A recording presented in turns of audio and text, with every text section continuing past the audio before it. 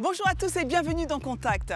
Ce n'est jamais simple de partager la route avec d'autres usagers et pourtant c'est essentiel pour que tout le monde puisse circuler en toute sécurité. Notre panel va découvrir que pour les deux roues, se faire une place sur la chaussée n'a rien d'évident.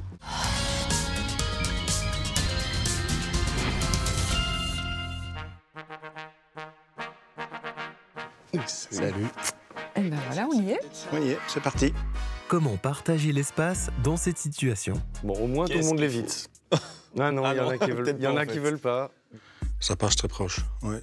Ah oui, on lui laisse pas beaucoup de place là aux cyclistes. Hein. Ben, là, il y a un vélo qui est donc sur une route, il est à contresens. Comme c'est autorisé, j'ai toujours trouvé ça un peu dangereux, carrément.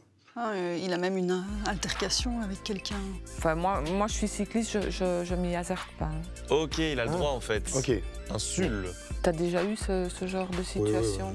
Le tout, c'est de se serrer sur la droite et de laisser de l'espace suffisant pour le cycliste, quoi. Oui. Sens unique limité. J'avais même pas le mot à la base, j'ai pas mon permis. Maintenant, t'as les termes. Maintenant, j'ai les termes. Alors, cette situation est assez spécifique. On est dans un sens unique limité. Un sul, ça veut dire que le cycliste a le droit donc, de remonter la voirie ici à contresens.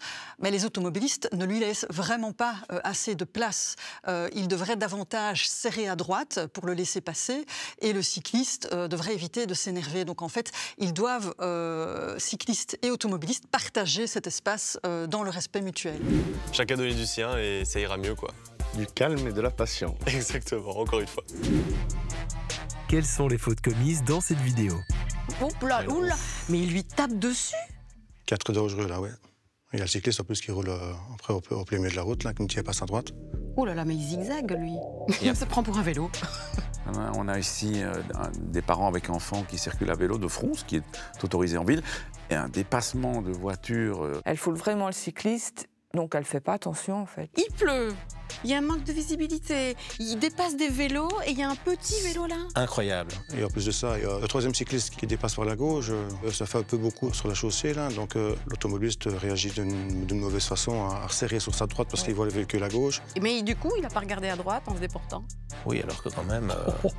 À rouler à deux de front en vélo, je pense que c'est pas permis. L'automobiliste ne tient pas en compte que c'est une voie cyclable, là où les cyclistes justement ont priorité et le droit, eux, un peu de rouler et de prendre un peu plus de place. C'est une situation typique due à l'impatience d'un conducteur qui ne supporte pas d'être freiné par des cyclistes plus lents que lui. Selon les informations qu'on a, il s'agit en plus d'une rue cyclable dans laquelle de toute façon le dépassement des deux roues par un conducteur motorisé est interdit, mais il le fait quand même. Et on a en plus un cycliste qui dépasse l'ensemble de la situation, ce qui ajoute un petit peu à la confusion de la situation. Le cycliste qui vient d'en face d'ailleurs a probablement dû se poser des questions et ne pas être très rassuré par cette situation. On peut ajouter en plus que même si ça avait été un endroit où le dépassement était autorisé, l'automobiliste ne le fait pas convenablement puisqu'il est à moins d'1 mètre du cycliste qui le dépasse. Et d'ailleurs, on voit le geste de celui-ci qui a même l'occasion de toucher le capot de l'automobiliste, la preuve qu'il était beaucoup trop près. Bien, moi j'ai appris quelque chose parce que les zones cyclables, je les connaissais absolument pas. À mon avis, tu vas pas être la seule, hein, je pense.